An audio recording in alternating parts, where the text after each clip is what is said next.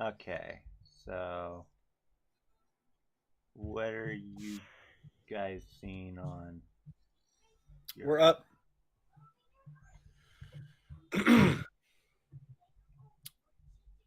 We're up. You ready? Okay, You ready? okay.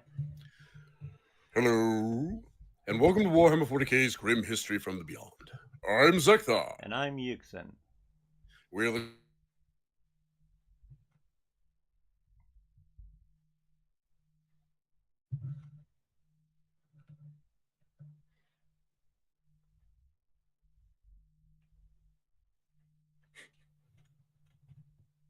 Did you just cut out on your end, Isaac? Yeah, he cut out.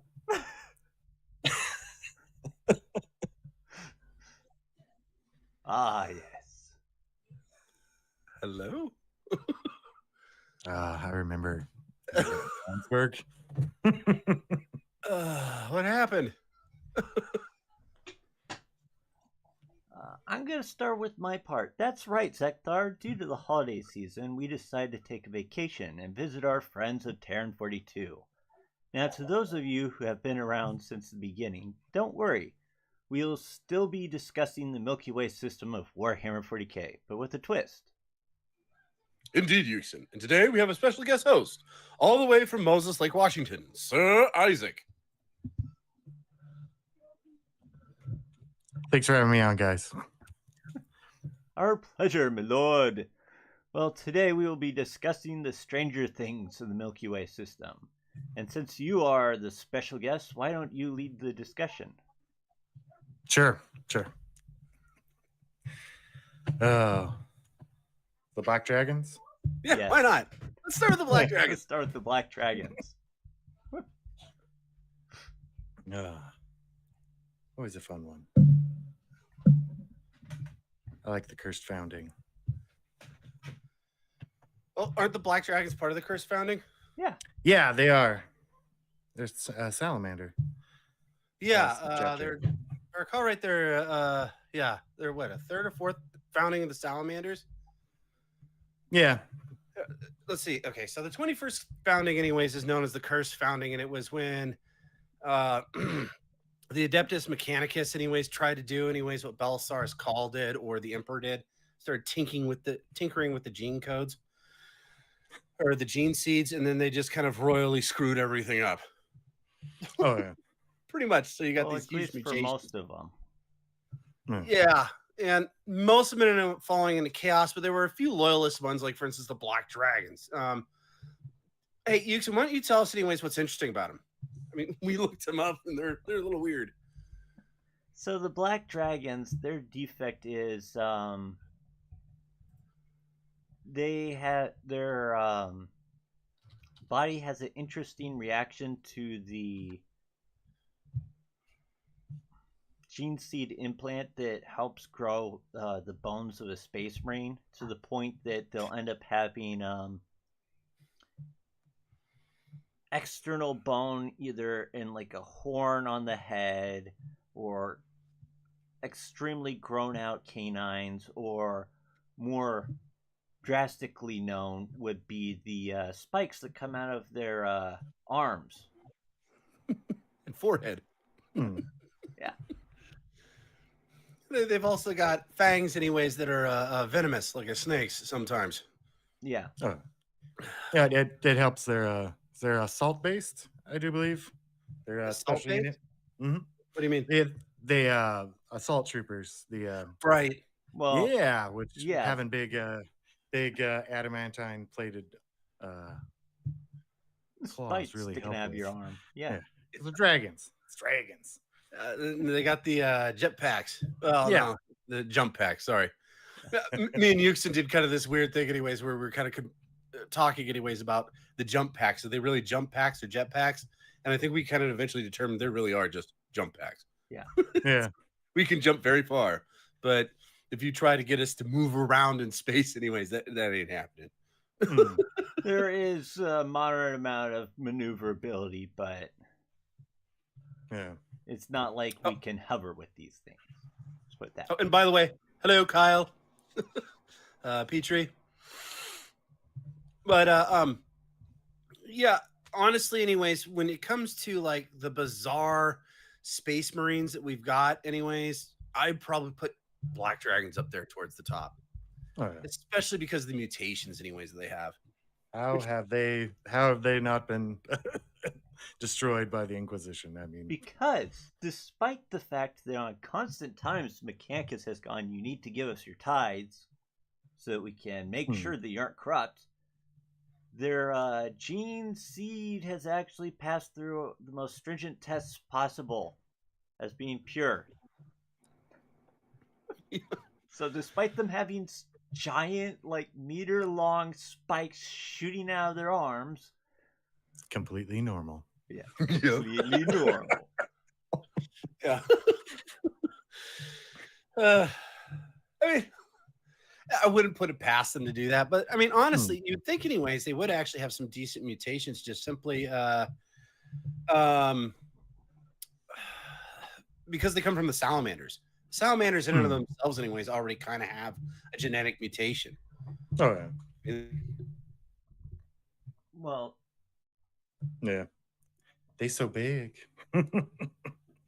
Well, the main mutation is actually that I can think of is Yeah. actually caused from the actual environment that they live in. Oh yeah, because if they the whole red eyes, they didn't have it, and black skin, like Mm. ebony black, not like Anyway, Yeah. just want to clarify that. Right. But I mean, it's also they were part of what? There was 3 of them, anyways, that the emperor himself kind of tinkered.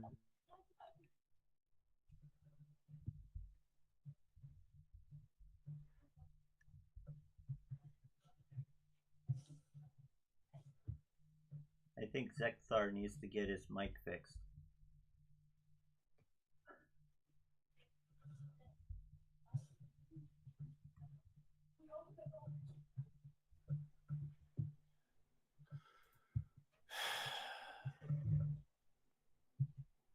Hello? Hello? I'm back. Okay. Now, can you stay back? That's the question. That's a good question. I don't know. The box feed's coming in a little shallow here, I guess. As I was saying, though, is that the salamanders are one of those 3 gene seeds, anyways, the emperor himself actually tinkered with. It was the salamanders, space wolves, and then the Alpha Legion. The trefoil, I think is what they were. Yeah. They're also kept away from each other. Yeah, Yuksen, we tried to find out, anyways. Obviously, with the space wolves, it's the long hair, it's the shagginess, the whole wolf thing. And then the salamanders is also pretty obvious. We just talked about that. But do you know, anyways, what drastically changed in the gene code, anyways, for the Alpha Legion? We couldn't find anything. I think the fact that they all look the same. Yeah. All of them look the same unless they purposely modify their face. You know, if they just wanted to freak people out, they'd attack places with their helmets off. Yeah. Well, there's this story that we told where this one Inquisitor finally hunts down this one person. They find out that now that person's going to impersonate the Inquisitor before he kills him. It's like, that's gotta suck. Just before you die, you know that all your efforts now is not only in vain, but you're the cause Welcome of the to next Warhammer 40K. Well, everything's in vain. Yeah. Everything. Yeah. No, you saved that planet. Oh, no, sorry. It's the Exterminatus. But we got rid of all the bad stuff. We don't care. We have thousands more where it came from, so. Yeah, billions. And we'll still fight on Armageddon.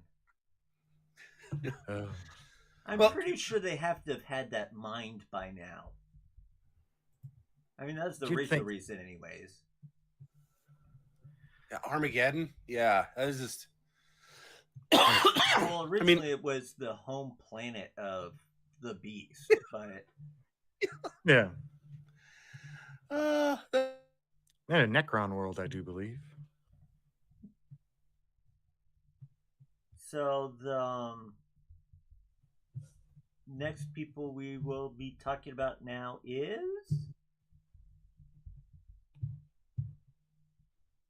the Marines Malavant. Now, if we can just get Zeckthar back here, maybe he can start us off on who the Marines Malavant are. I swear this connection's gonna kill me. I hate this thing. We normally don't have this problem. Anyways, the Marines Malevolent. The reason why we were gonna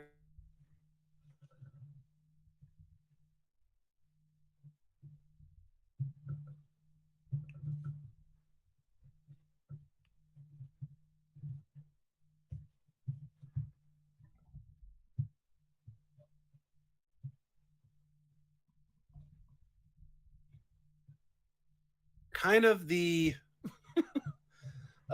dicks of the universe. And Oh yeah. It's funny how you popped in at that one particular time. great. Kind of Anyways. of the. Well, it doesn't matter. That's perfect way to enter, anyways. Oh. I mean, nobody likes them. They're just honestly, the fact that they're not a traitor legion by this point, anyways, is kind of surprising and shocking. I just think they haven't gotten caught, or they've killed all the witnesses, and they are a traitor legion. Yeah, probably. Well, everything's within the lines. I mean, we are technically doing the job. Let's just ignore the fact that we wiped out half of the population, but we're doing our job. Right. Yeah. So we love the Emperor and Corn. Yeah. Well, okay, so it doesn't seem like, from what I've read about them anyways, it doesn't seem like they're really like chaos bent, but they're definitely very piratical. That's probably the best way of describing them. I do believe the Inquisition has checked them out quite extensively. A few times. Just the concept anyways, I think it was what on the War of Armageddon 2 that the chapter master of the Marines Malevolent literally gets I'm gone again, aren't I? Chapter master. No, you're still on. Oh, sweet. But the guy in charge anyways for the Marines Malevolent at the time.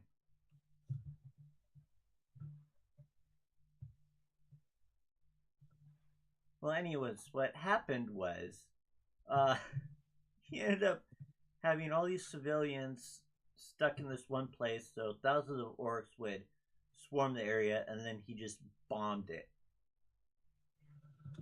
It was effective. Yes, he's to his credit. People.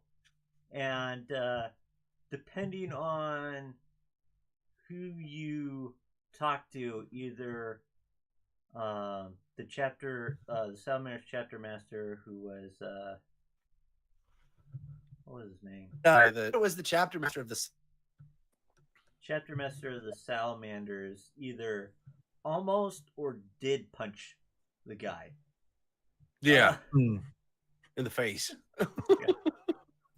In front of everybody. And I bet if he did, nobody cared. Well, wasn't that because he literally, anyways, lured the orcs into a trap, and how he did that, anyways, was like using 50,000 civilians in an internment camp, and then he just bombed the whole thing? I mean, it worked. True. That's a good point. It did work. Just not the best way of doing things, I guess. And we'll do that right in front of, right in the same area as the Salamanders. Yeah. Which quite frankly, okay. The one nice guy in a whole galaxy. Yeah. The one decent individuals. Yes. Yeah. And because we are kind of talking about kooky chapters, we do kind of have to plug a little bit into the Salamanders. Just the kookiness of them, anyways, is quite frankly, they're good guys. Yeah. That in and of itself, anyways, is kooky in Warhammer 40K. Wait. Oh, yeah. They actually have a sense of morality? Mm-hmm. This is strange. And they look weird, and they come from a hell world, and like They have glowing red eyes, yet they're really nice. It's I like don't think picture. Go I ahead. don't think I've ever seen a Marine's malevolent with his helmet off, but I bet they look like really nice. It's like, oh, that looks like a good guy. But no, So You will no, asshole. burn. The guy that literally looks like a demon. Yeah, that guy's great. It's like picture a demon. Now pretend he's friendly. You've got the salamander. Just this like titan of a guy who's ebony black with red eyes, and he's holding a little kid. Not to eat. Yeah. So next we will Anyways, go into one of the you know how the Inquisition tends to reach out to their own little faction, like for the Hereticus, they have the Sisters of Battle. For the Malleus, it's the Grey Knights. And for Xenos, it is the Death Watch. Mm. The Minotaurs are basically the High Lords of Terra's version, which is horrible, since as we've mentioned many a time, I'm pretty sure, Isaac, you also are aware, the High Lords of Terra are horrible. Oh, it is a nightmare place. The good thing about the High Lords of Terra is they're on Terra. And they don't really give a crap about anybody else. So most of the people don't get messed with. Yeah, but anyways, yeah, the Minotaurs. They're kind of another faction, anyways, that really doesn't give a crap about anybody. Mm. I mean, if you're in the way of a Minotaur and you're a friendly, well, you're dead. That's the way that it works out, because they're just going to step all over you. But they'll probably hit you with the axe to get out of the way. But in comparison, they don't do things like, use you as bait just to annihilate you and the enemy. Or a human shield. Yeah. I could see a Marine Malevolent actually doing that, picking up a civilian and putting him in front of him like a shield. What would care, though? Like a pyramid, like, ooh, it's a treat. The Minotaurs, before they disappeared, they had their name was they lived up to it. Because basically all they were used for was charge in, then leave. Blitz. That's all they were. So, just one mass of Space Marines. Go!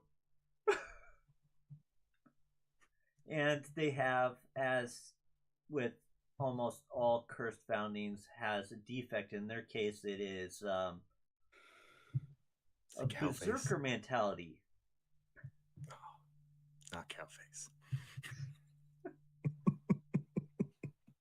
But since they came back from disappearing, their tactics have changed a little bit. Now they will circle around the enemy so that they can't escape when they plow through them.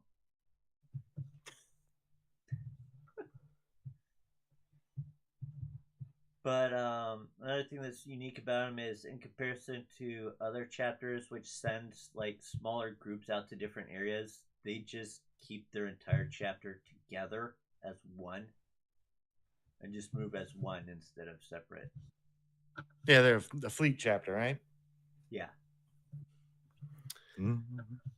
Hey, Yuksen, any chance you could plug in some intermission music? No.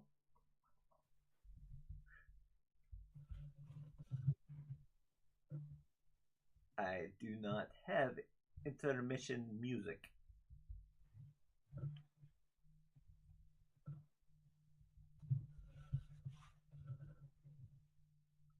So.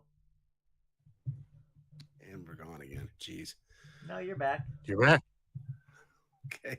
Maybe we should just go, you're back, you're gone, you're back. Wherever you're going.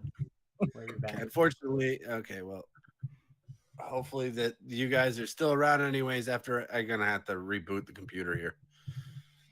But hopefully you guys are still up. Good luck.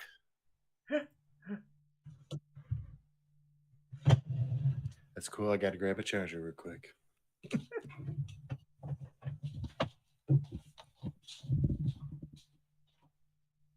Yes, we do everything wonderfully on this channel. We have everything fine-tuned with a...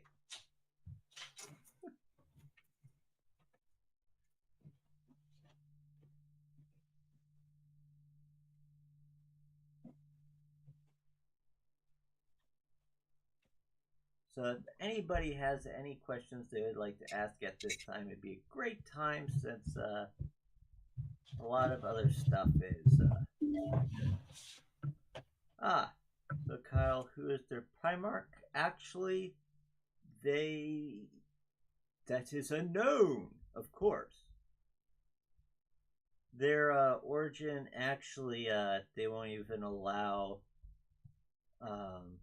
anybody technically near them to find out. The theory is that they're part of somebody claims that they're part of the salamanders, which I highly doubt.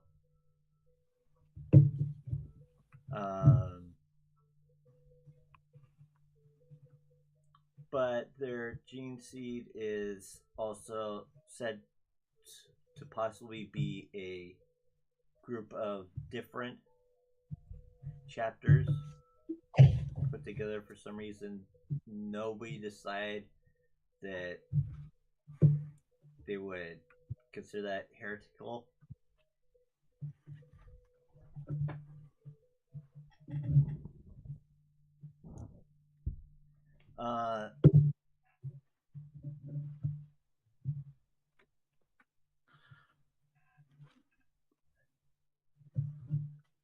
Though another thing is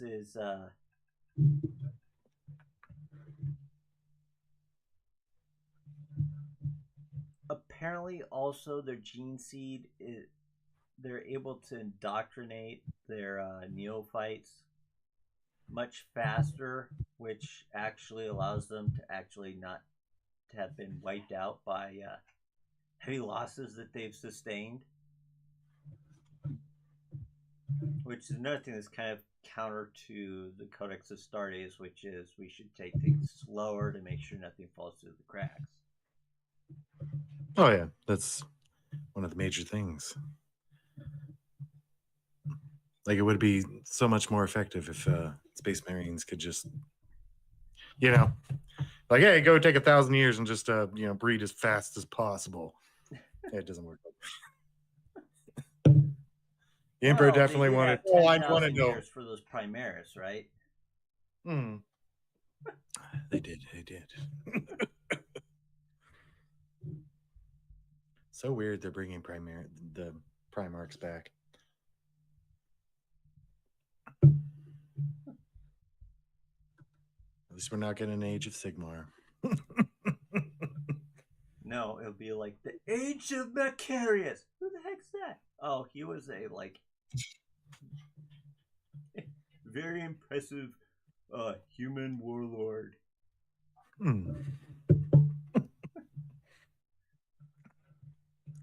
Or the Age of the Emperor. That's probably what would come next. The Age of the Emperor. Oh yeah. I don't know how they could bring back the Emperor. I mean, God, if there's an Emperor figure, actually, it's like. Then they also come out with the Gork and Mork figure. It's like, oh geez. Wow. Completely uncontrollable, but flip a coin. If it heads up, you win. Yeah. That's it. You just win. Or it's like, and then you get to re-roll if you have 150 orcs or something like that. Oh. Yes, very nice kitty. Oh. Okay, what did I miss? We're just crazy talking. Well, not quite orc marines, Kyle. They're more like Well, if they weren't so devout towards um the Emperor and the High Lords of Terra, I would almost put them in the area of corn. What are the corn guys? The world eaters? Not quite that bad, but close. Oh yeah.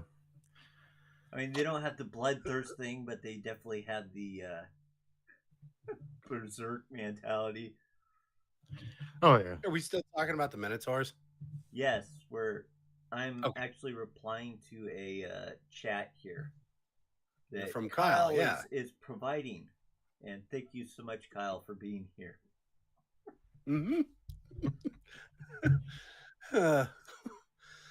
Well, hopefully this works. I had to restart the computer, and normally, anyways, that gives me about 40 minutes before it starts dying on me again. So, love that Ellensburg internet. Yep. Yeah, fiber. The dragon on Mars? The dragon on Mars is a Catan. Yes. Void Dragon. What? Yeah. The one that, I'm assuming, Kyle, you're talking about the one, anyways, the Emperor killed before the Unification Wars? No, that was the Void Dragon, though, right? The Necron.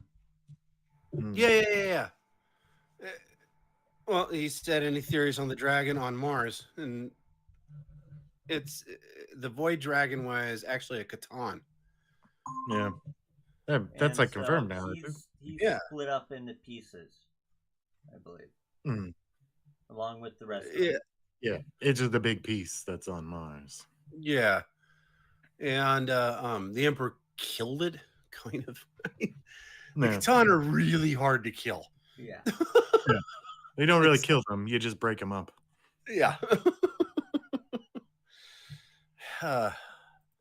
There are ways apparently to beat them entirely, but it's very hard. Yeah. And let's face it, the majority of the people that could do that aren't around anymore. Well, anyways, so how far did you get it on the Minotaurs?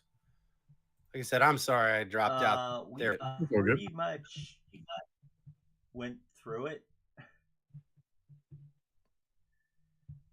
So, what other 21st cursed foundings would you like to talk about? Since we talk about things. I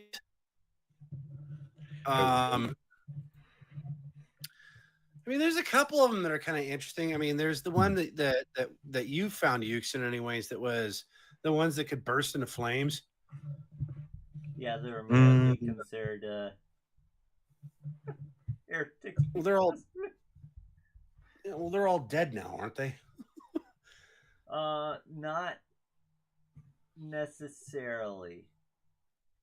They are pretty much all wiped out. Because lost in the warp, right? They were declared excommunicate traitores, aka right. They decided that they were traitors, and because they burst into flames, they were like, okay, yeah, these guys are chaos tainted, and so the Inquisition sent Grey Knights to their homeworld, and the Grey Knights did what Grey Knights do. They annihilated. So only a small number of Flame Falcons escaped, and nobody knows where they are. So, real quick, Kyle, I hear you anyways. Said pretty new to 40K, lots to absorb. Just real quick.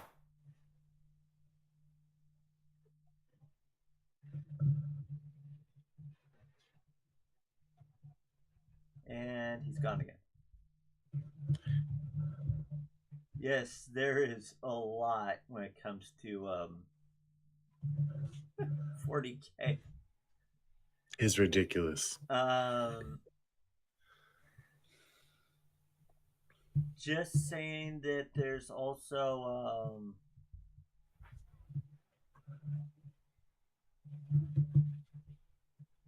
I have a thing that says an error occurred. Why is that?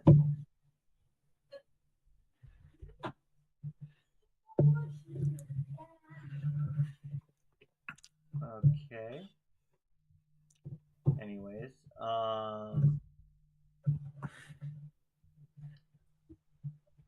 Anyways, moving on. The 21st founding, anyways. Let's move past that a little bit to one of my favorite kind of like quirky ones, anyways. The Carcharodons. An easier way of saying it, anyways, is the space sharks. Space. Yes. They're kind of an interesting founding. They're it's almost rumored they're actually a second founding of the Raven Guard. And they disappeared into the warp or wherever they went, anyways. And then they kind of show up, anyways, and just murder things and then disappear into the void. Every other unexplained chapter. They vanished into the warp and they're back. They're probably most known for the Badab War. Isaac, you know a lot about that? Oh, I know a bit about the Badab War. Yeah, it was a rebellion in the Badab sector. Terrible. It is.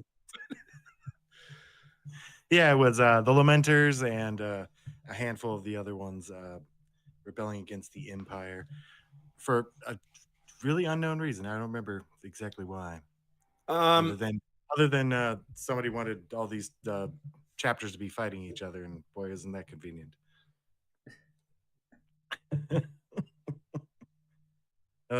Games Workshop. Well,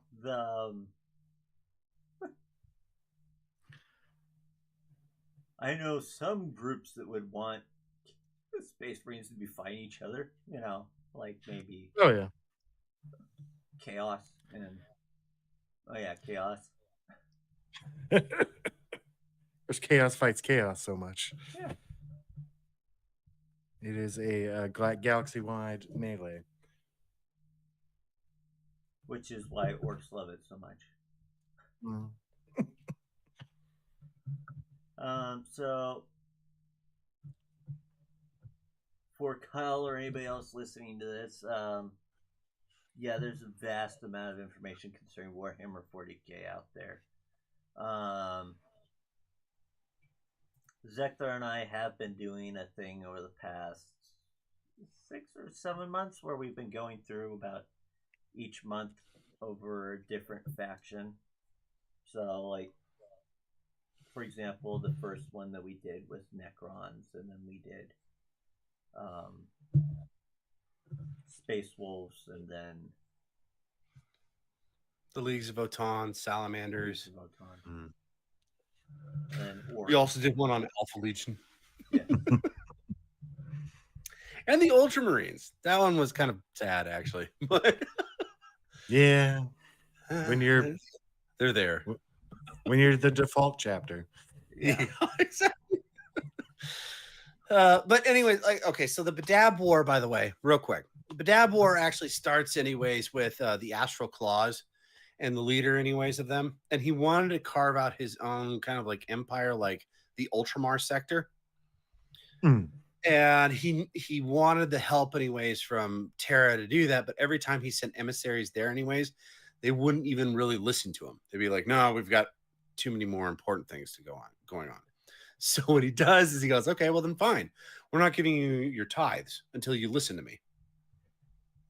Which didn't go over too terribly well. That's probably the best way of saying it. Not only that, they cut off trade routes too, anyways. They were just kind of like, okay, until you hear us anyways. We just want to be heard. But as soon as you hear us anyways, okay, fine, fair, whatever, you know, kind of thing. The taxes are coming in. Kill them. Exactly. But I mean, they still anyways at the same time anyways, they were still helping the Imperium. They were still trying to build this, you know, kind of like Ultramar sector in the Maltern sector anyways of Badab. And eventually it got to the point anyways where the people that they cut off anyways were just like, we have to stop this because we're losing so much money. So they got a couple Space Marine chapters together and who really didn't like the Astral Claws, and they said, go kill them. And that didn't work. So then all of a sudden anyways, by that point anyways, because they're getting shot at anyways by the Imperium, the leader of the Astral Claws anyway says, you know what, I'm going to secede from the Empire, which is probably the worst thing he could have done, but he did it anyways. And then the Inquisition shows up and they're like, all right, we're going to see anyways what's what. And obviously anyways, the chapter that seceded anyways, they said, yeah, these guys are bad. They do not follow the space book. And at that point they weren't. They were actually like trying to build their legion up to being, or their chapter up to being like legion level. So there was like 3,500 of these guys instead of the 1,000, that you're supposed to have with Codex Astartes. So then they waged war with them anyways. And yeah, you were saying, like, for instance, Isaac, the Lamenters. Oh, the yeah. Lamenters actually were sided with the Astral Claws. But Yep. real quick, anyways, the Lamenters, anyways, are probably one of my more amusing chapters that I like because they suffer from something that nobody else does, and it is called bad luck. Oh. I mean, People it's just literally hate that's them. what they suffer from. Bad luck. People hate them for no reason. It's literally just in their DNA. It's like, ooh. Yeah, we know you're objectively nice, but ooh. Well, it's not just that. It's just like we won't work with you because we know anyways, every time that you do anything anyways, nothing goes right. So why would we work with you? You're always on the losing side. Yeah. If you The don't Lamenters lose, have joined the battle. Well, we're done. But this happens to be like the first time they really show up and really kind of lose things for people. Yeah. But on the other side, anyways, the Minotaurs happen to show up to end up defeating the Astral Claws as well as these Carcharodons. And this is like the first time they kind of really show up, other than I believe it is the Carcharodons aren't traitors, though, are they? No. Them and the Minotaurs show up anyways to kick the crap out of the Astral Claws, including what's his face, Tyrodon, the Chapter Master. Anybody know who I'm talking about here? Tyrodon. Sounds like a shark. Known as the Red Wake. Yeah, he's like the size. Tyberos? Yeah, Tyberos. Sorry, Tyberos. I said it wrong. I'm terrible with names. But yeah, they aren't chapter masters. They're shade lords. Right. And he's like the size of Vulcan. He's huge. Which is saying something because Vulcan was quite large. Yeah. He's ridiculous. Yeah. I mean, Vulcan. And dang. Turn into a robot. Yeah.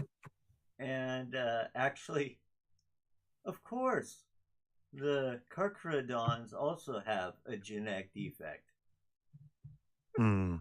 Oh, they're extra teeth and forever growing teeth. Oh, this is just creepy. No, it's actually the fact that they can tend to lose their grip on insanity, and generally comes with 3 stages. First one is being coldly formal. And stage 2 is merciless, and then 3 is silent as the depths. I wouldn't. I'd describe a shark as a lot of things, but formal. Coldly formal. Coldly formal. Just got a monocle and a tuxedo. I don't. Pardon me, dear sir. I believe I'm going to eat you today. Well, basically, what it is etiquette that I say, anyways, to kill you. Instead of talking like we're talking, all of a sudden, the person's talking way up here, your lord, your liege. And be mercilessly, it's just, I don't care who you are. If you're the enemy, you're dead. Well, anyways, The thing about the Carcharodons, like I said before, anyways, they show up especially in the Badab War, and then they also show up in the Sixth Black Crusade, and they end up helping the Blood Angels. But other than that, they follow this weird pattern. It's like this predatory pattern for their ships. They're also Legion based. Yeah, ironically, they follow this Fleet-based, weird. you mean? What's that? You mean Fleet fleet-based, based, yeah. right? Yeah, I said Legion, didn't I? My bad. Yeah, I don't know. They follow this. They're all Legion based. Well, no, they're all chapter based at this point because remember the space book says anyways that legions are bad. But, instead of like doing this like crusades anyways that everybody else does, they just kind of scurvy their way anyways through space, and when they come across something anyways that's bad, they kill it and then they disappear back into space. Like a shark coming out of the ocean. That's the whole concept behind it. Yeah. Hey, if it works, man. Yeah, apparently it does. Well, I think okay, so we've talked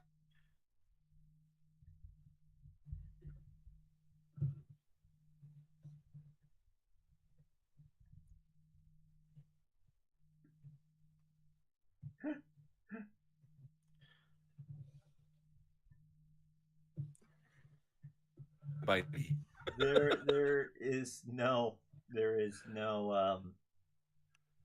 no specific count on how many Space Marine chapters there are, because if they did that, that means they'd have to stop making new figurines. It's yeah. Well, at this point though, there's so many successor chapters. I mean, really. Yeah. But still, it's just like, well, each generation they're breaking into another one because those who still follow the codex to the letter. Ironically, we found out when we were doing our the first 3 chapters that we chose were the trefoil. Not only that, because this is the Space Wolves, Salamanders, and Elf Legion, but there are also ones that don't really follow the codex. Oh yeah, Elf Legion because it's Elf Legion. The it's really it's like a minority of chapters actually follow it. I swear to God. Well, they all say they do. Yeah, there's so many successor chapters of the Ultramarines. At least 50% of them follow it, because probably about 50% of all of them are different shades of chapters of Ultramarines. Different shades of blue. Yeah. Well, I mean, I mean, the other problem with successor chapters is that some of them tend to die off. Because it's a dark planet, or it's a dark world. That's why they always make new ones. Galaxy. Where's the word I'm looking for? Galaxy. There we go. That's a word. Real quick, anyways, to move on a little bit, anyways. Yuksen, could you give us, anyways? We've been talking about Space Marines. Could you give us kind of a kooky alien species? Maybe. Yeah. If I must. How about we talk about the Harlequins? Oh, the Jokers? They aren't all jokers. They're unique because they're actually Luke Skywalker's boys. Sorry. Mark Hamill is a joke. Deep. Sorry. No, I got it. Okay. My brain was catching up, but it got it.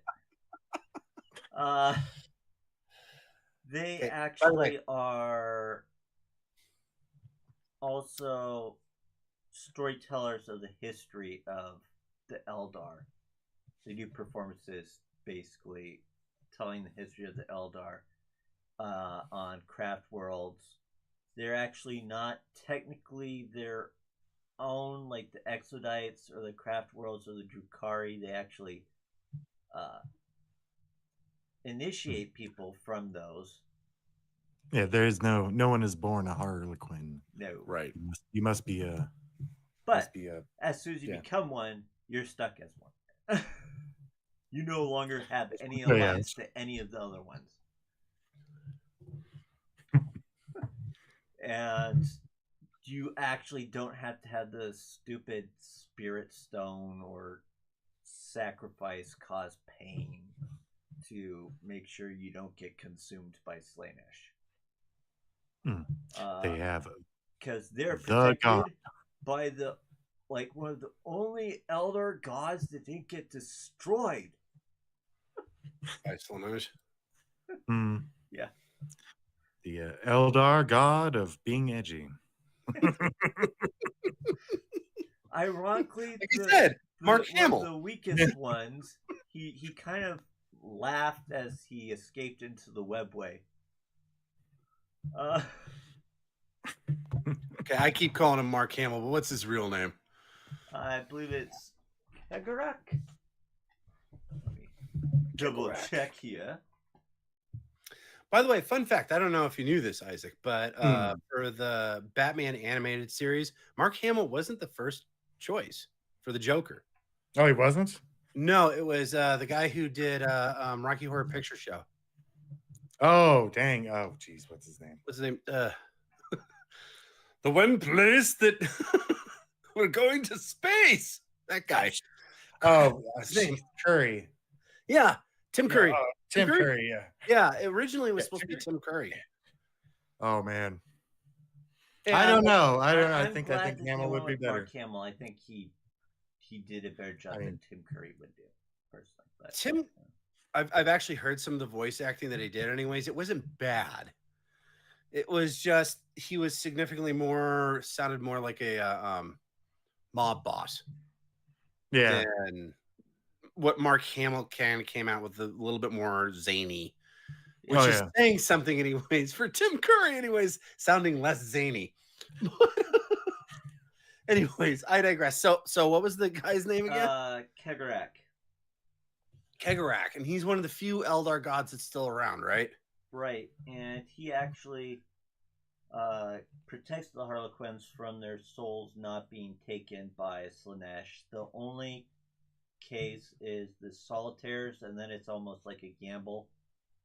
That's because the solitaires basically have turned themselves into demigods. Yeah, they play Slaanesh in the plays. They're like also the only ones that can play Slaanesh in their not go performances, because if somebody else tried to do it, they'd like go insane and explode or something like that. Oh, wait a minute. Did I hear that right, Isaac? They're the ones that play Slaanesh? Yes. Because they're not crazy? Well, I mean, they're already crazy. Oh, okay. Gotcha. They've reached a saturation of crazy. Okay. If you get more crazy, it's just going to roll right off the crazy. What they basically do is they sacrifice part of their soul basically to become what they are. To Slaanesh, ironically. To kill followers of Slaanesh, ironically. They remind me of the Gnolls. The Gnolls? Yeah, like a psychic Gnoll. Oh, null. I thought you said null, like Gnoll. Yeah, they do kind of create that sort of a field too. They're like, yeah. I was like the big wolf guys with the maces. They're hyena guys. Yeah, I was like, what? They're hilarious. No, the Gnolls. They're always laughing. They're blanks too. Somewhat, yes.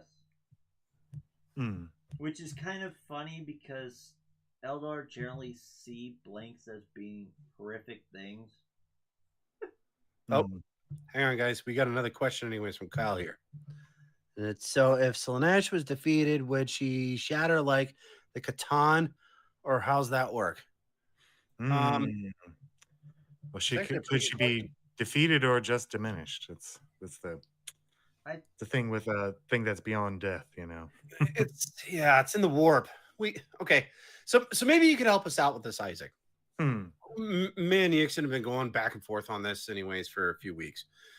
So I understand, anyways, that if you kill like a greater demon or a demon prince, anyways, in reality, they just go back to the warp, right? Yes. Right. If you kill one in the warp, does it just rematerialize or is it dead? I'm not 100% sure, but I do believe if you kill it in the warp, it is shattered. So it wouldn't, the thing that it wouldn't be gone. It would just be a whole bunch of different little demons. Huh. So I can't remember where I found this out, but in some cases I think it was when I was reading about Drago, the unfortunate Grey Knight, the Grey Knight being sucked back into the warp. He's constantly fighting these things, and he's able to kill them, but then somebody regenerates them into a new body. So they can be killed. But by that description, they can be killed, and they will stay dead unless somebody provides another body for them before they're like completely gone. Like another host or something? Yeah. So getting back to this question, anyways, by Kyle, anyways. So if somebody ends up killing, well, first off, you can't kill Slaanesh, anyways, outside of the warp, right? We all kind of agree on that. Yeah. I don't even know if she could go back to the warp. She could leave the warp in her entirety. Yeah, that's a piece. Yeah. She, whatever. If you go into the warp, anyways, and happen to kill she, does that mean, anyways, that entity is gone? It's hard to say, you know. The warp is very much of nothing's really destroyed ever. It can be diminished or scattered, but you know. Of course, if you think about it this way, if it was destroyed in its entirety, then since, like I mentioned before, the reference of the whole, as long as there's another body to replace the current body, let's face it, Slaanesh only really has one true body, so if that's destroyed, I don't know whether body it would be able to contain. If you get what I mean from that. Okay, yeah, I kind of get what got nothing else to possess. I mean, right. I think I guess the other would be Zinch, but that's the other gods Zinch is ridiculous. Yeah. If the other gods banded together and shattered into like 10,000 pieces, hence now why we have Psychers to begin with. But right. Well, no, okay. So no. Hang on half a second. Anyways, if you have, here's the thing. Anyways, is that we're kind of struggling with the concept. Anyways, is can you kill a chaos god in the warp? Right. Now, here's the thing, and I kind of agree with you, both of you guys. Because here's the thing, can you really kill something in the warp? I don't know. But at the same time, anyways, can you?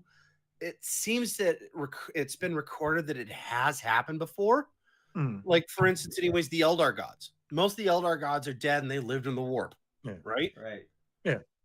So, there are pieces of them about. So I mean, it can be done. I just don't know how. Maybe that's the better way of describing it. Well, correct me if I'm wrong, but there is Isaac? I do believe that Eldars don't get much love anymore, but there are new gods starting to form in the warp for the Eldar. They haven't been born yet. One that they specifically identified that has come to fruition, so to speak. That's God of the dead, right? Yeah, they're echoes of the old ones, but they're not exactly the same thing. Like a reformation. I don't know. It's weirdness on weirdness. Yeah. So to answer your question, like space elves. You really don't know. I don't. You really don't know if you can actually kill Slaanesh. I hate to be the bearer of bad news, but in Warhammer 40k, there is no reliable narrator. Everyone could be lying to you. Yeah. I am Alfarius. Yeah. I mean, it's kind of an interesting concept, and like I said, both myself and Yuksen, anyways, we've been trying to look through it, anyways, and try to figure out, anyways, can you actually kill a demon? And the only thing that we found that is close is that if you go into the warp and actually kill a demon, your chances are 75-25. I mean, that's about as good as we can get. Depends on how powerful his friends are. Yeah, there you go. Yeah. It's just kind of like, maybe, you know. He's unpopular? No. Especially the fact that okay, I would say anyways that you've got 100% anyways that either Gork or Mork could kill a demon in the war. Oh, yeah. Because I it's mean, That's because make it so bad. they also have their like own kind of field, right? We've kind of discussed this. They kind of at least the orcs, which of course they embody their own orcs, psychic field. have Yeah. their own sort of psychic field to them. So Oh yeah, they are by far the most powerful thing in the warp. Yeah. Yeah, they make chaos look like small potatoes. it's kind of like The you problem know, is they're there's always fighting the each other. two people in the bar that fight each other. It's like, oh yeah, they're at it again. Just get out of the way, because if you're in the way, then you're gonna get creamed. But just as long as you stay out of the way, you'll be fine. When it gets to the concept, anyways, that the Chaos Gods, when they come up against these two, anyways, and they all join forces to strike against Gork and Mork, anyways, and they hit them, and the two gods laugh and turn around and thump them back into existence, anyways, kind of tells you how powerful they are. Yeah. So the Krork, the thing that the orcs came from, Yeah. literally is fungus held together with psychic will. And then that went all haywire and it went stupid. And started believing in the gods that, why not? And then they were formed, and holy crap. Okay, so real quick, the real inheritors of the old ones, the orcs. So Isaac, actually, I got a question for you, because myself and Yuksen, anyways, we kind of talked about this, anyways, and we kind of came up with our own kind of concept, anyways, because it's not really chronicled fairly well. But what do you think, anyways, happened to the Krork? The Krork? Yeah. It sounds like they were, after the old ones were finished off, and the Necrons were gone. The Eldar kind of kept them at arm's length long enough that, well, no one knows exactly what, if they couldn't reproduce correctly or what. That, if the Eldar know, they are not telling. They started devoluting, and their spores just kind of spread on their planets. Right. And, the Eldar didn't give a shit, because they're just these weird guys. And it wasn't until the humans started coming around that they people realized, really wait, this is not good. Yeah. The orcs found out, hey, fighting's real fun. Yeah, We used to do this all the time. And well, no. I mean, the thing, time anyways, goes I guess by, that we they really become argued about closer. was the thing that we kind of argued about more, anyways, is why wasn't there a Krork empire like the Eldar ended up having? Well, there might have been. There was so much time between the end of the War in Heaven and the empires, around. They could have had an empire, and they just got outsmarted by the Eldar, or there was some kind of flaw in their reproduction. Do you think or the enslavers there may was have actually gotten them? For some of them? Was that? What about the enslavers? Could they have gotten some of them? Oh, the enslavers. Yeah, I mean, the enslavers could have messed with them if they weren't good for hosts. Okay, yeah, could have. Ooh, could the enslavers turn the orcs into gateways, because they're so freaking psychic? Well, it might not work at all, or it might work way too well. The only thing that we could actually find, anyways, is that the Krork were so decimated by the Necrons after the War in Heaven that they just kind of looked at them as just kind of like a minute They were almost like non-combatant. Yeah. Well, they were grown inside of armor, I do believe, and freaking 30 feet tall. Yeah, oh yeah. But at the same time, it's just kind of like, well, there's 5 of them. Yeah. Who cares? You know? Yeah. They're going to break down and, oh, look, Yeah. there's spores came out. Oh, look, there's funny little green versions of them running around. Haha. Okay, so before we move on, real quick, anyways, and we do have to move on, but real quick, we do have one more question from Kyle here, and it says, "So could the Imperium launch an invasion into the warp if they ever got their shit together?" I think that's what he said. Or act That's a together. lot of Geller fields, man. The answer, in my opinion, anyways, would just simply be no. No. It's the warp. 1 second, guys. Humanity, anyways, just has so little understanding of the warp that trying to invade it, anyways, it's a realm of chaos. There's just no understanding, anyways, of how you would work it. So I just don't think, anyways, that it would work very well. I mean, like one demon could probably take out an entire army by itself. I don't think A Black Templar crusade into the warp. Jeez. That'd be kind of funny to watch, but from our seats. Anyways, it's like, all right, grab the popcorn, Yuksen. This is gonna be quick. Yeah. It's gonna be like a 5-minute video. Yeah, the thing is that okay, so I know we might be a little patronizing here, Kyle. I'm sorry about that, but the warp, anyways, is like if you go into the warp, there are like hundreds of millions and billions of demons that live in the warp. They don't show up in reality very often. It takes a huge psychic concept for them to actually show up in the warp. So for like the Imperium to do a crusade into the warp is just honestly suicidal. Quite frankly, anyways, the Golden Throne. The whole concept behind the Golden Throne was actually the Emperor, who was like the greatest human psycho ever. The whole concept is that he wanted to actually, if I recall right, anyways, he wanted to close the warp off, other than anyway, well, at least the chaotic side of it, anyways, and just use anyways the tunnels to the warpway passages, right? webways. Yes. Yeah, the webways. He literally wanted to shut down the rest of it anyway, so that humanity could survive. Oh yeah, that was I mean, yeah. I mean, that was his whole concept. He's like, we cannot beat this, so if we can portion it off, then we will be fine. And then Horus did his whole thing, and then everything got screwed up. But that would have meant that they would have had to have gone made an agreement with the Eldar, pardon me, I'll be right back. who are technically monitoring the webway to begin with. Oh yeah. Oh, you believe it's actually the Harlequins are in charge of that. Oh yeah. Well, which can be seen as allies or enemies. Yeah. I know Jagatai Khan's running around there. Yeah, I know. Just and living Russ, as that side, sitting around. Russ is somewhere.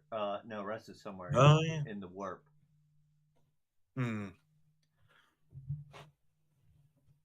Still weirds me out they're bringing back Primarchs. Well, they could bring back those two. They could bring back. They could bring back Vulcan. Because Vulcan can't die. As we all know. He may be gone for thousands of years, but he doesn't die. Yeah. Yeah, not many died. Ferris Manus. Poor guy had just the most obvious name. What's cool about Ferris Manus? Iron hands.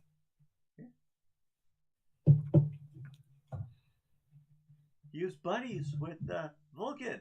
Really? Why? Well, they worked at the same shop, Oh. I just like that. Like so many of the Space Marines are just doubled up. Yeah. Like was Perturabo and freaking Russ. No, not Russ. It's shoot, Imperial That's- Fist. Yeah. Like almost all of them, Wait. in theory, had a opposite to them, sort of as a safeguard, if I remember right. Yeah. Oh, really? To Who, counteract. who Who is Vulcan's opposite? I said in theory. I never said. Oh, okay. Second Legion, of course. That's probably one Because of it those is weird. Yeah, yeah. two legions that they don't actually exist. I mean, they exist, but they don't exist. We try to scrub them from everything. Oh, yeah. Or it may have been Angron before he got the nails put in his skull. I thought he was Sanguinius's.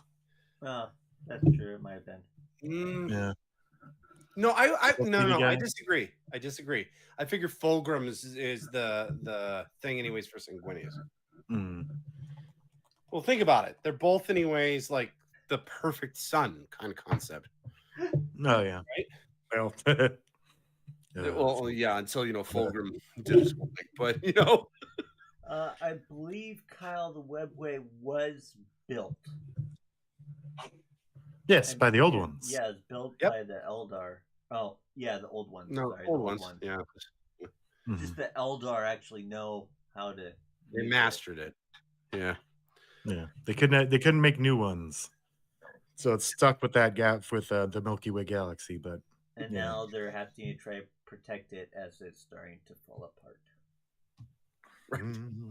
Speaking, by the way, anyways, of aliens, have you guys heard of the Kroot? Oh yeah. Yes. Yeah. The mercenaries. The Kroot to also be a. Some of them happen to follow the Tau Empire. Oh yeah. All for the greater good. Yes. Cannibalism, all for the greater good. Yeah. It's called not wasting resources. Exactly. Yeah. Good thinking there, Isaac. Okay, so the Kroot, they're actually one of my favorite aliens. I don't know why they're one of my favorites. Mainly because they just don't look like they would work. If you see a picture of a Kroot, they're supposed to be like these, like awesome warriors, and you take a look at them and they're like, ironically, they look like Groot. Except for skinnier. Oh, yeah. You kind of expect them, anyways, their war cry to be, I am Groot. But, well, those are the guys they eat. They are what they eat, I do believe. Pretty much, yeah. They are. So in Terran 42, or where you live, anyways, Isaac, you remember the Islander tribes, anyways, and actually there were a lot of tribes, especially in like South America. The concept was that if you ate like the heart of your enemy, you gain their power. Yeah. I think some of the Germanic tribes also did that as well. Ironically, with the Kroot, that actually works. That or brains or pretty much whatever anything of them. Yeah. So aren't they have cavalry where both of the rider and the mount are Kroot? kind of. It's kind of the same concept as like orcs. And orcs that ride the squig hogs. Are they the same thing? Squig hounds. Technically, yeah. I mean, Gretchen are orcs. Yeah, they're all orchid. Yeah. These are all Krooted. Yeah, these are all Krooted, pretty much. I like the concept of the orcs are not individual beings; they are one super being. They can't figure that's. Oh, it's not smart. No, I was thinking more along the lines of schizophrenic. It's just like a big amoeba, but it's No, I think the alien race you're looking for there, Isaac, anyways, is the Tyranids. Oh, yeah. And yes, Kyle, they're the ones with the beak. Yeah. And the Kroot, anyways, they had lived on a few planets, anyways, and literally they killed everything else off, and they just kind of hunted each other until the Tau showed up. I don't know how the Tau did it, but they somehow, anyways, they're like, "Hey, you should fight for us." And they said, "Sweet." It was probably along the lines that they were tired of eating themselves, and they said, "We can find you some new food, and we have a chef." And they said, "Sweet." So And they then some of them they went, joined. I heard of these other guys over here, and they're willing to supply us with more food than the Tau. Okay, we'll go there. Oh yeah, once they are reached out, common anyways, to the mercenaries great big also. universe, they realized that there were so many other things they could eat. And that's kind of how the Kroot came into being. Now, normally, anyways, the Kroot do fight for the Tau Empire. Yes. But they have been known, anyways, to faction themselves out, anyways, to other groups that will take them, which aren't many. But the Kroot aren't too terribly picky. Just kind of, they'll fight with anybody as long as they get their, and like I said, anyways, where they will cannibalize whoever they eat. I don't know if you'd really actually call that cannibalization at that point, because they're not actually eating their own. But at the same time, they really actually do gain strength from it. Like, for instance, anyways, if a Kroot kills an orc and then eats part of it, he'll be orky. He'd be very beefy and very angry all the time, probably. If it killed an Eldar and then ate the Eldar, probably a little bit more sophisticated and just arrogant. The Eldar superpower. We can go through the whole list. I mean, I don't think they could eat a Necron. They could try. They would definitely try. They would try to eat a Necron. And ironically, I think probably eat the exoskeleton. Eat part of it. They'd eat part of it. I don't think it would help them though. Yeah. Because they need the organic tissue, anyways, to actually make them stronger. So they would eat it and they'd be like, "Now I get metal skin," and then they kind of look at themselves and nothing happens. And like, "Oh man!" They just have a really painful poop later.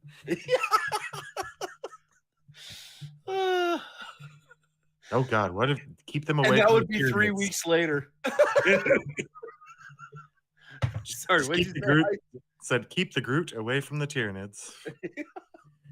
I was gonna say, anyways, what happens if a Groot eats a Tyranid? That's a good question. Oh, gosh. So, does that mean it like grows other arms or something like that, or does it? No, it just makes Tyranids that if they are what they eat. So then you would have a new hive mind. The new hive mind. As we figured out through historical research in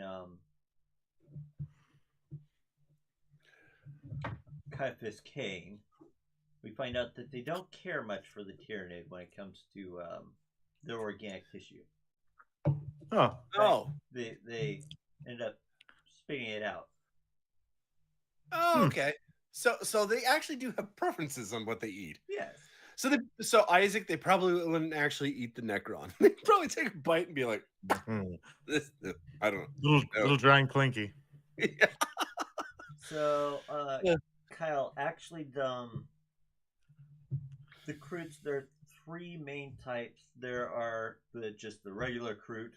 There are the Krootoxes, which are the ones that basically they're like ape-ish looking, basically. And those are the ones that they actually mount guns on and they ride into battle on. And then there's their hounds. They have Kroot hounds too. And this all sounds vaguely familiar, doesn't it? Yes. To a faction known as the Lizard Men. The Kroot cigar. Okay. Jeez. But that's where they stuck them? Oh. Yep. Anyways, I was hoping for an old ones faction one day. But Lizardmen, Yeah, well, they're called the Slan. It kind of makes sense. Yeah. But anyways, okay, so we've got a couple more kooky alien races. You got to talk about the Monkey Men, Yuksen. Okay, Jakaro. So what he's talking about are the Jakaro, and they are creatures created by the old ones. The Slan. Even though they look like orangutan, they are extremely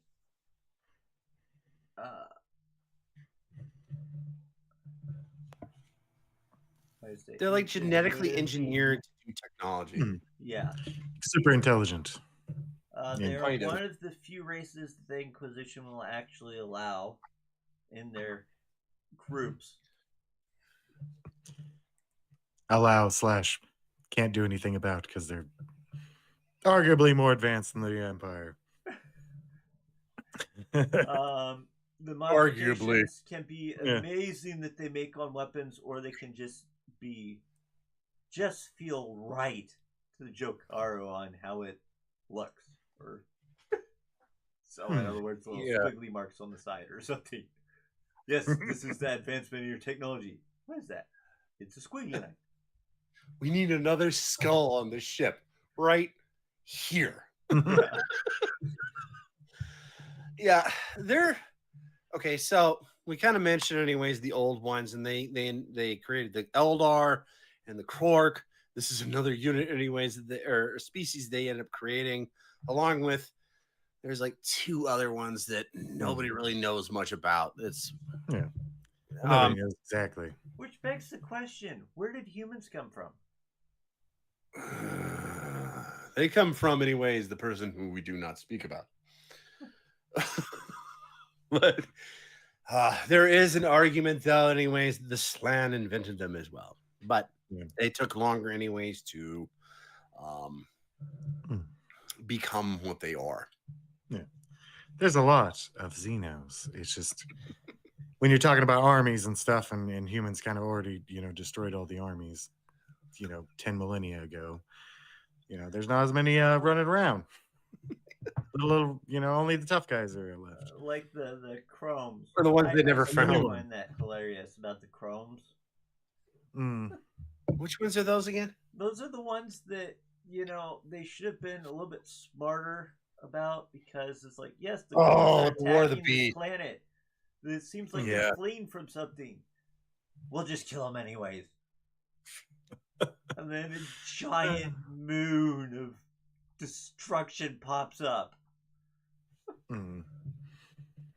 Containing orcs. That's the best spaceship ever, Battle Moon. Yes. Which actually consumes planets. Oh, yeah. So I don't know if you knew this, anyways, but Armageddon, we kind of talked about it. I don't know if it actually got through. Did it get through there, Yuksen? What Armageddon actually turned out to be? It's not a Necron world. It's Ulanor.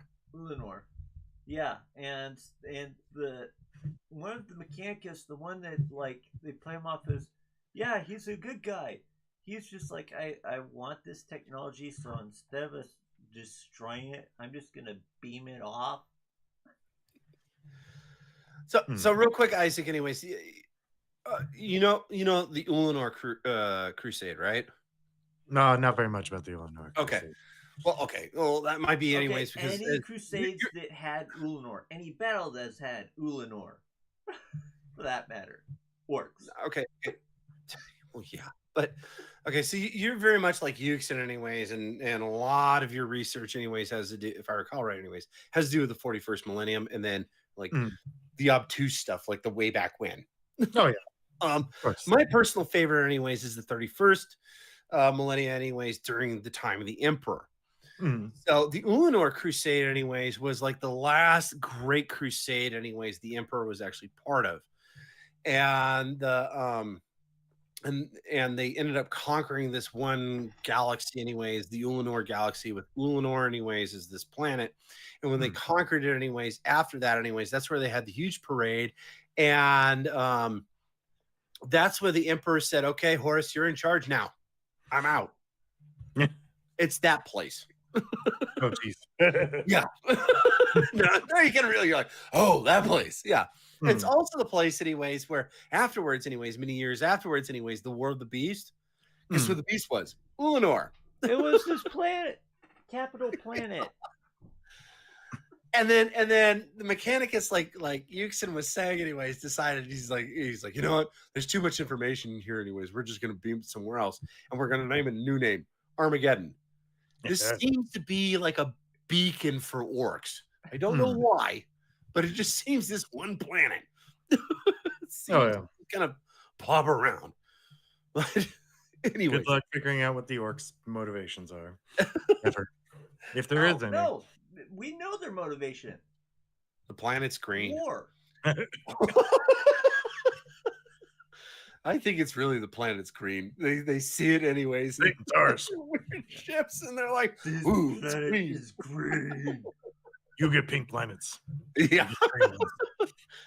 Stupid hoomies. Like this one video for this one thing is just like, this planet belongs to the Imperium. Bah, that's way wrong. This planet's green.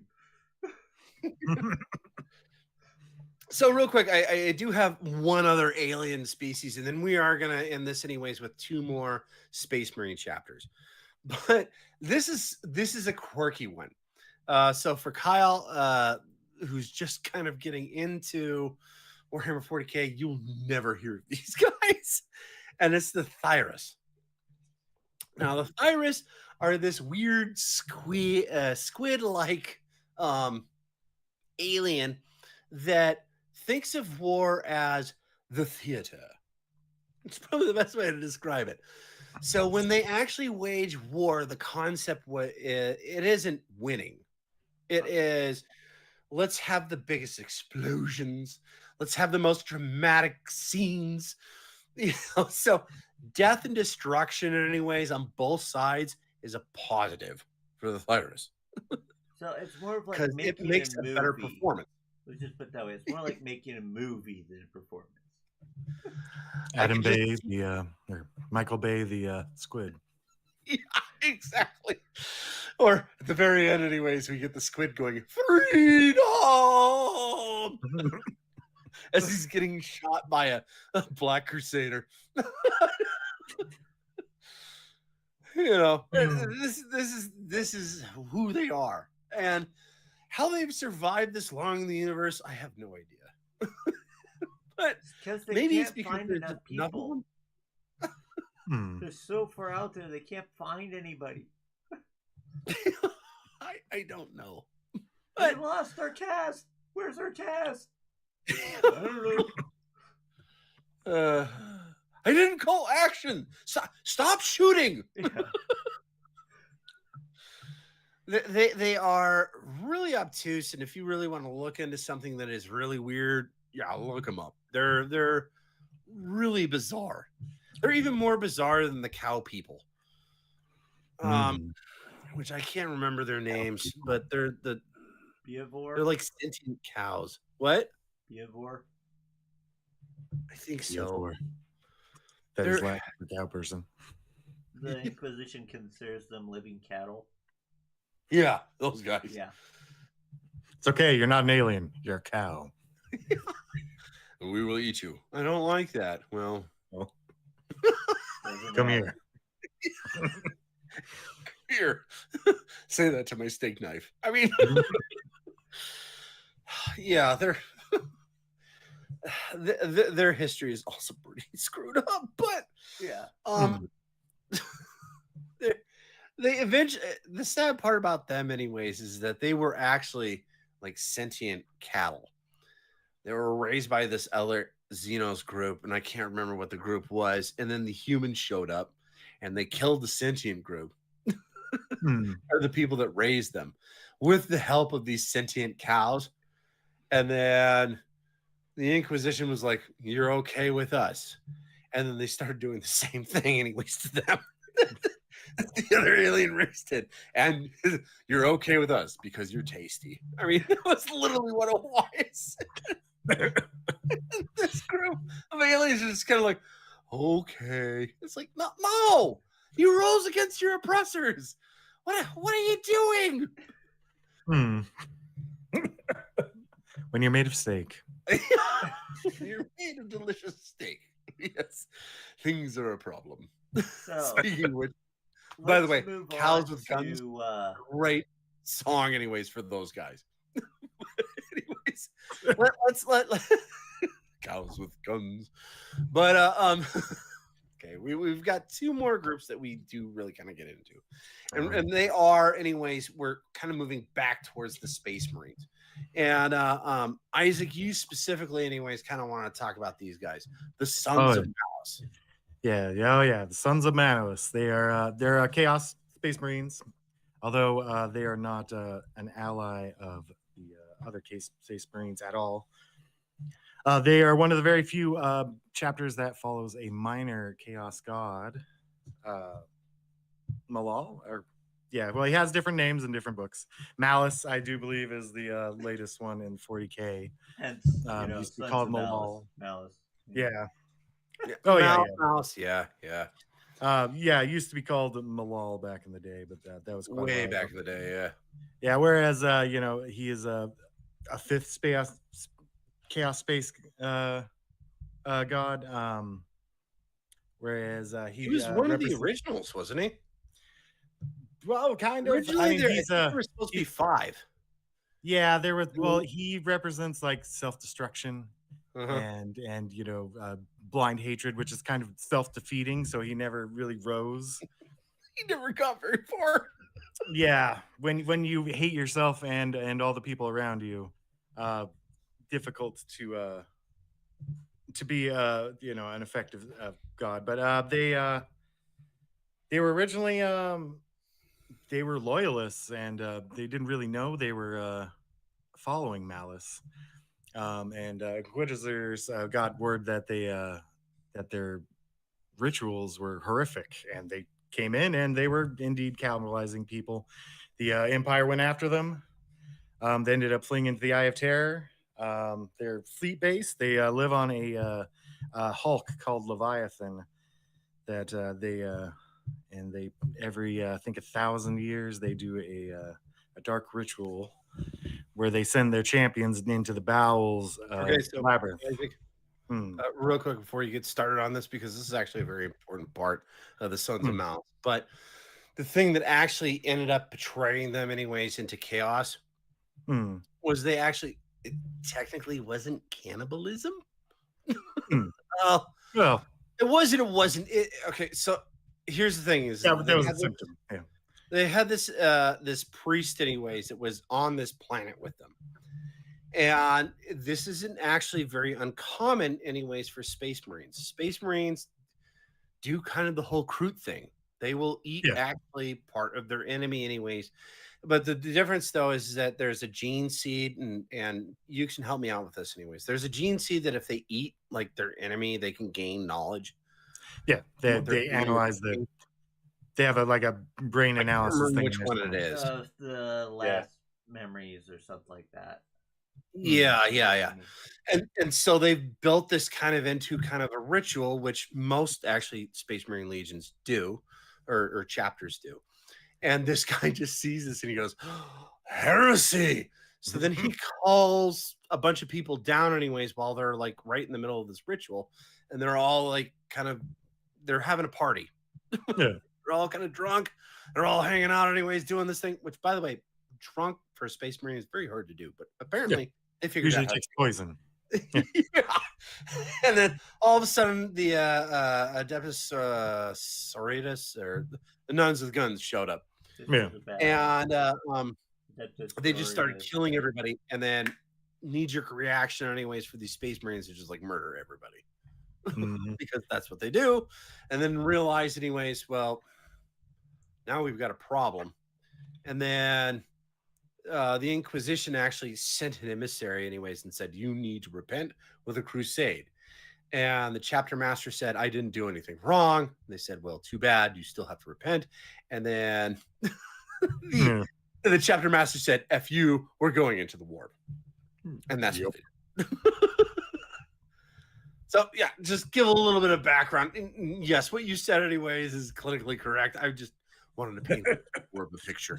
No, but yeah, go ahead and give anyways this ritual. This ritual is actually fairly interesting. Oh yes. The every 100 years, not every 1,000 years. Every 100 years, they gather together in Labyrinth, which is a a space Hulk that they've claimed as their base in the Eye of Terror. They select amongst them some champions to go brave the depths. They're called Doom Ones. They're sanctified warriors to go down and, well, they're Chaos Marines. They don't, dark powers. Woo, great. They do a big gauntlet full of all the people who failed the trial, are left to mutate in the bowels of this warp contaminated space Hulk. It also has orcs in it, I do believe, and Tyranids. It's a space Hulk, all that good stuff. And the one that succeeds and betrays all his brothers in the end is the doomed one, and they've been saving them in stasis. Not known to the chapter. It is a secret. They aren't told before they do it, and they're saving up once they have a whatever Malal or Malice's he has a number like all the other yeah, it's his number. And I can't remember what it is. 13, I think. Once they have 13 doomed ones, they can summon Malal into real space, which will be, I do believe, the first Chaos God, even though he's a minor space Chaos God, that will be running around in real space. Yeah. No, his number is 11. Oh, 11. Yeah. Sorry. And they're close at this point, which is. Yeah, I do. I think the last novel that I saw was they had gotten their 11th. We're starting the ritual. And when he said, anyways, nobody knows about this. There's one guy that actually knows about it, and it's the chapter master. Yep. Everybody else, and their kooky librarian dude, which I don't think they call him a librarian anymore. I think they call him a sorcerer. But yeah, those two, anyways, know about this. Other than that, yeah. No. Well, it's they serve the god of nihilism and self-destruction, and they don't like spreading things around. Although in combat they're said to be very cold and calculating, just kind of marching forward, mowing everything down they possibly can. Well, they're also fairly.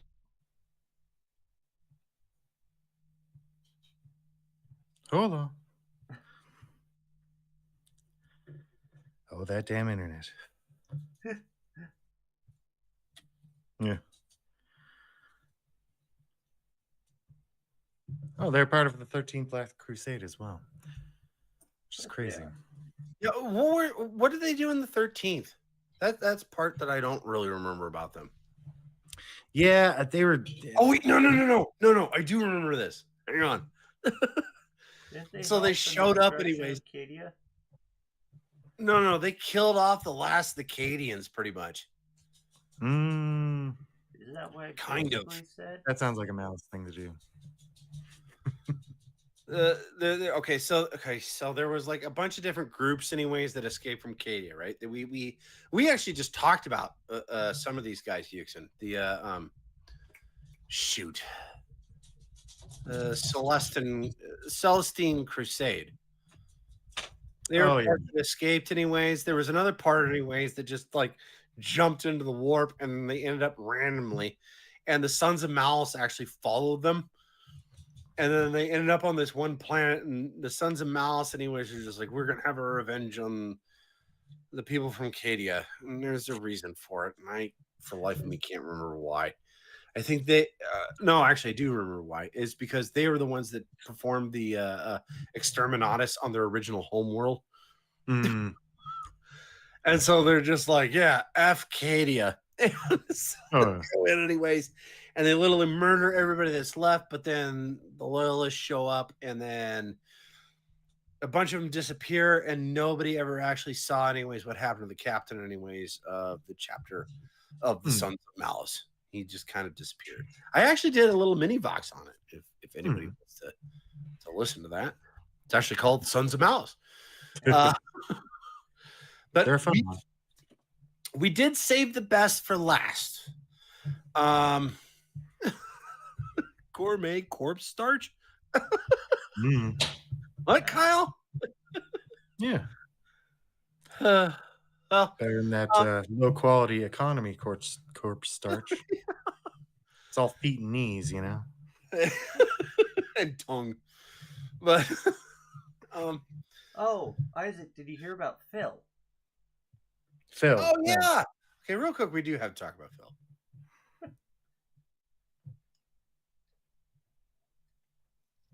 And he cuts out. Phil? Go for it, Yuksen. And he's back. Oh no! I've been here the entire time. I thought you were going to start talking about him, but okay, fine. I can talk about him. So I don't know. You knew this, but there is. You know what a perpetual is, right? Yeah. There's one that's not talked about very much, and his name is Phil. Phil the Perpetual. Phil the Perpetual, yes. And he is a sandwich maker. That's what he does.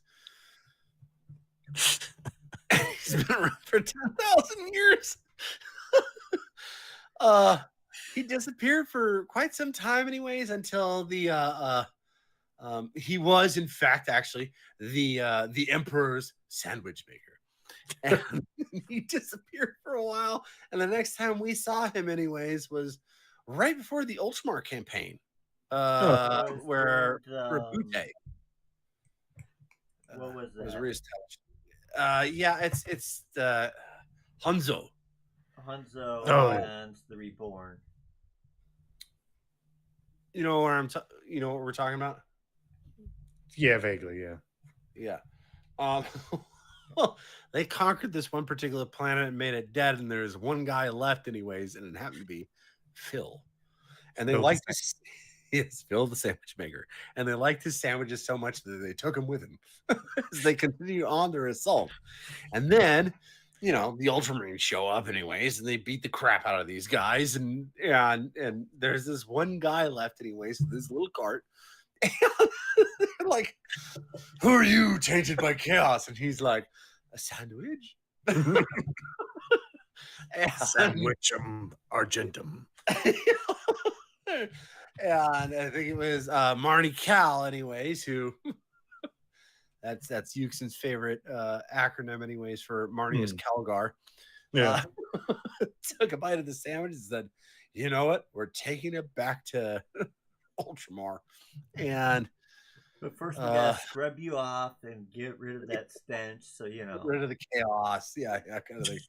And in fact, actually, the first food that Rabute Gilliman ever ate, anyways, when he came back, anyways, was Phil's sandwich. And he said it was the best sandwich he'd ever had for 5,000 years. Wouldn't they have met? What's that? Wouldn't Gilliman have known Phil if he's the Emperor's sandwich man? It's a good point. Like, oh, hey, Phil. That is actually a very good point. I don't know. Well, it might be anyways because, you know, he was dead for about, 10,000 years? Oh, yeah. I'm trying to remember. You might forget to remember that one random sandwich vendor. Didn't you work at that Subway, you know, in the Imperial Palace? Next to the Golden Throne? Yeah. Maybe. You want this Philly cheesesteak? Yeah. So real quick, anyways. Myself? No. The thing about Phil, though, that it's kind of interesting is that he will make a sandwich for anyone. Doesn't matter where they're from, anyways. Like, for instance, we kind of gave a description. It's like if a demon popped up, anyways, he's like, I want a sandwich. He's gonna, you know, he's gonna be sharp cheddar cheese, you know, real spicy, jalapenos, red hot sauce, you know, and we're gonna grill this thing. So here's my question for you, anyways. What do you think, anyways, Phil would do for? Okay, so we mentioned, anyways, the Tau and a bunch of other groups, anyways. What do you think they would? Here's kind of a funny one we already kind of talked about. What do you think they would do for the Kroot? The Kroot? What is the perfect sandwich for a Kroot? Oh man, I don't know. If feed them beef, and then they'll turn into cows. I was gonna say chicken heart. Oh yeah, you just feed them a chicken sandwich, and then they'll grow wings. There you go. There you go. There you go. Still They won't be able to get fly off that the well, ground, but Yeah. They think they can fly, but they can't. Yeah, Every they'll time they're get gonna be 10 like, feet up or so, stuff to get away from predators. every time they're gonna be like, this is the one. Son of a bitch. They keep trying and they just keep failing. Anyways. Yeah. Well, thank you for bringing that up, Yuksen. Anyways, we should have talked about Phil. So we got one last one, anyways, and they are very kooky, and there's very little about them. And that is the Legion of the Damned. And I know they sound like bad guys, but they're actually good guys. Yuksen, you want to start this one off real quick? okay, so nobody knows technically where they come from. Some theorize that they're remnants of the Firehawks. You know that 21st cursed founding that we talked about at the very beginning. And in theory, that means that their Primarch would be Gilliman. It's kind of funny if you think about it. It's very funny now I think about it. Nobody understands this. That's listening. Carry on, Yuksen. Why this is so funny? Okay, so the Firehawks are part of the Curse founding. Gilliman's the person who, created the Codex Astartes, basically saying that you shouldn't tamper with these things. Yeah. And then he does. And then the High Lords and them decide, yeah, let's happen to manipulate with, successor chapter of the Ultramarines.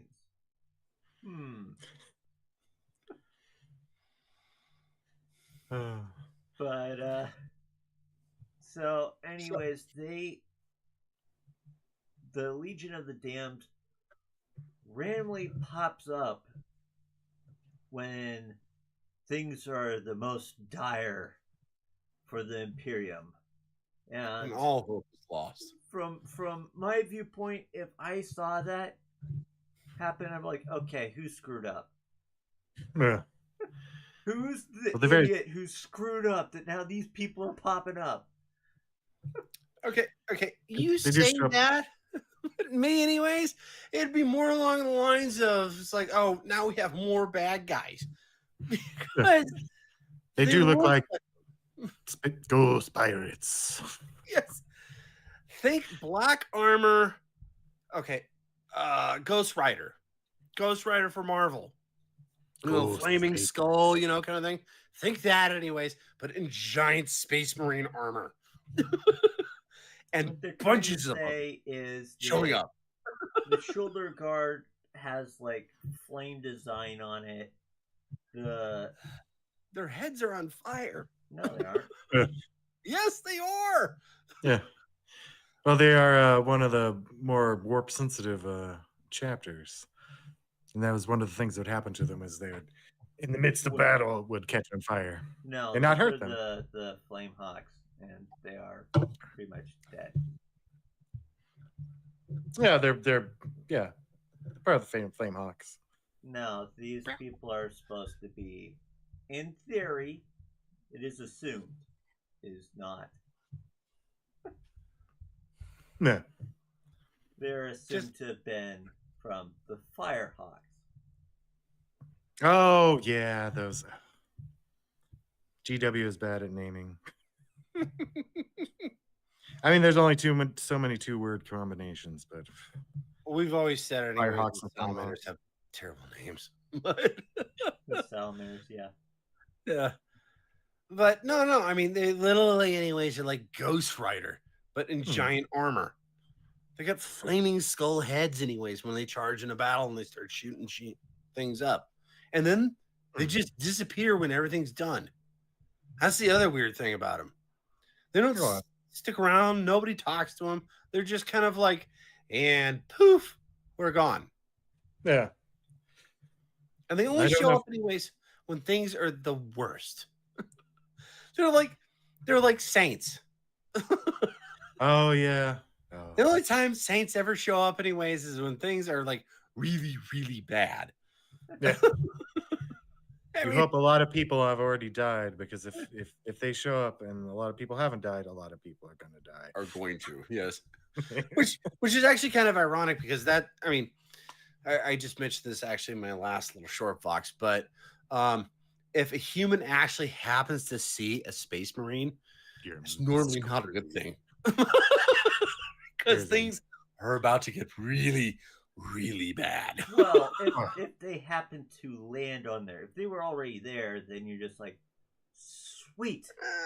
Okay, they're stationed on this place. It's awesome. The fact that we actually have some sort of defense. We're on the outer edge of the Imperium. Right. At least we have a battalion of Space Marines posted here. Yes. In comparison to you're on the edge of the Imperium. All of a sudden, a battalion lands on the planet. There you're going, oh, we're all dead. What's about to happen? Yeah. If you're in the middle of a war and all of a sudden you see Space Marines, yes, you're just like, well, okay. Technically, everybody, anyways, in the Imperium, when they see, anyways, a Space Marine, like, oh, there's angels. But they really should be saying, anyways, is like, we're all dead. We're all dead. Everybody is dead. They're better Thunder Warriors. Depends on the situation. They're there to kill. Yeah. It's like, definitely it fits the Marine smell of it. Yeah. Well, you know, if it's salamanders, the Legion of the Damned, I will say, anyways, the Legion of the Damned takes that to Jedi level. It's like if you saw, like, for instance, the Ultramarines show up, and it's just kind of like, oh, I think we're screwed. Because if the Space Marines are actually showing up to help us out, that's not a good sign. If the Legion of the Damned shows up anyways, you've already been screwed, and you're like the last guy left. That's the way it kind of works with the Legion of the Damned. It's just like the battle is already pretty much lost, and then they show up. And then they win, and then they disappear. They don't talk to anybody. They don't do anything. They just show up, kill a bunch of bad dudes, and then they disappear. Yeah. But supernaturally tough. There is that one, what was, no, Phil is definitely not undercover for Slaanesh. Definitely not. Sorry. Nurgle, maybe. That depends on his... how good is his sandwich? You know, health department scores, you know? How did you get a triple F? Speaking of which, anyways, with Phil, anyways, what would you make, anyways, for the Legion of the Damned? What sandwich would you make? That's a good question. Grilled cheese sandwich. Brisket. What? Well, it's a cheese sandwich. They're grilled. When you eat it anyways, it'll toast itself. We also have tomato soup. I was thinking more along the lines of like brisket or something like that.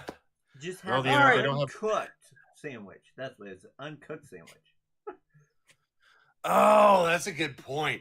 Yeah, give them like a raw hamburger anyway, so when they bite down on it anyways, their flaming head anyways literally just like cooks it as they eat it.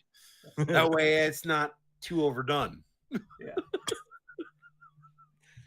Oh. What are we thinking for condiments? Probably nothing. I'm thinking maybe cheese, which isn't a condiment, but it depends on how much soft tissue they have left. A lot of them don't have throats. Ketchup, maybe. It's red. All right. So before we hang up here, anyways, real quick. So for you guys, anyways, okay.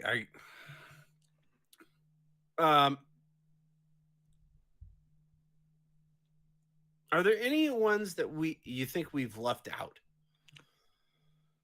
that are kind of kooky that we kind of enjoy? And we've kind of gone across a really wide spread here. So Yeah. this might take there's a billion xenos, but yeah. I mean, the Harud, we probably could mention. The Harud, anyways, use time as their weapon. Look remarkably like Cthulhu. Yeah, and you kind of do look like Cthulhu. Canonical, the Emperor killed Cthulhu. I could tell you about the Vespin. The what? The Vespin. The other Tau, non-Tau unit. What are the space worms? Space worms. Space worms? Yeah, no, they got a different name for them. There's like, or maggot men. Oh,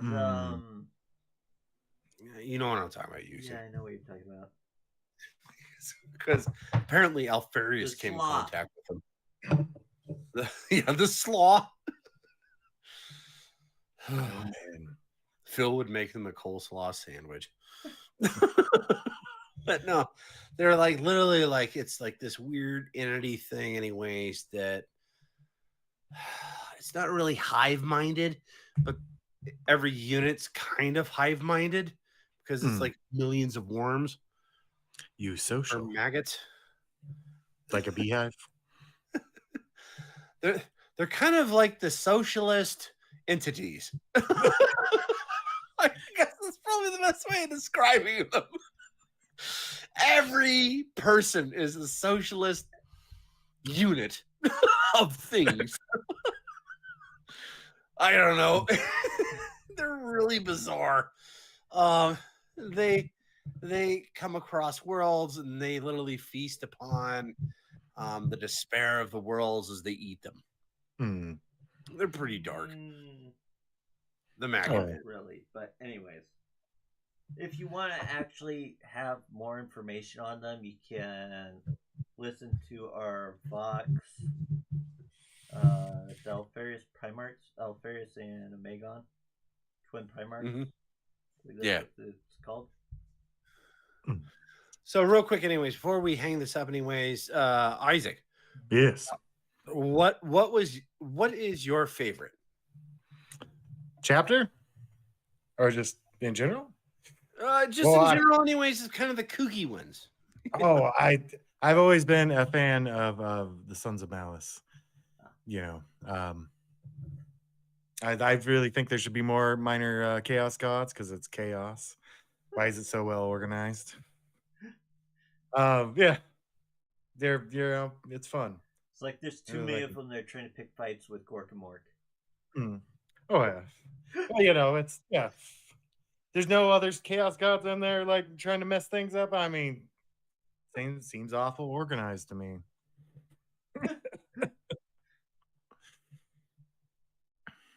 Yeah. Oh, have you guys checked out Rogue Trader? Pretty cool. Yeah. I didn't think I would see another Warhammer 40K RPG. What was the other one? Wasn't there one called Death Watch? There's the first person shooter. This is like the Rogue Trader's like Owlcat studio. Did Wrath of the Righteous? Oh, so they're doing a like a CRPG, yeah. Computer one? Yeah. Okay. Because it's I'm also still waiting a for type of just RPG. Yeah. Well, I mean, Rogue Trader is one of the few they actually put out. Yeah, I think another one. One of them was also Necromunda. Yeah, Dark Heresy. Yeah. It's been a while. Ooh. Okay, there needs to be more. I'd kill for a. Anyways, we do have one last question that says from Kyle, and it's: does that mean they're demons of the Emperor? They could be, yes. No one knows. Well, you know, Actually, are the that's a good saints concept. they're warp entities? Are they demons? They definitely You come know from the what? warp. You do make actually a good concept because we talked about like the last time, anyways. Yuksen and I, anyways, were talking about the Ultramar campaign, and we kind of talked about how we didn't really trust the Saint Celestine because she just kind of randomly pops up. It's not Oh yeah, that we don't think that she's for the Empire. It's more along the lines of just like, that's a demon. why is she popping up? Yeah. Not And necessarily I don't know a if demon, you but call her maybe a warp demon. entity. There you Oh yeah. go. Yeah, But what yeah. is a demon if not a warp entity that just hates people? You know. What about the Eldar gods or Yeah. Gork and Mork? They're Yeah. definitely not demons. Yeah. They're warp entities. So Mind I you, don't the know if I'd really. avatar of Cain does look like it could definitely be a demon. But Yeah. Well, it's also the god of the dead. I Yeah. mean, no, it isn't.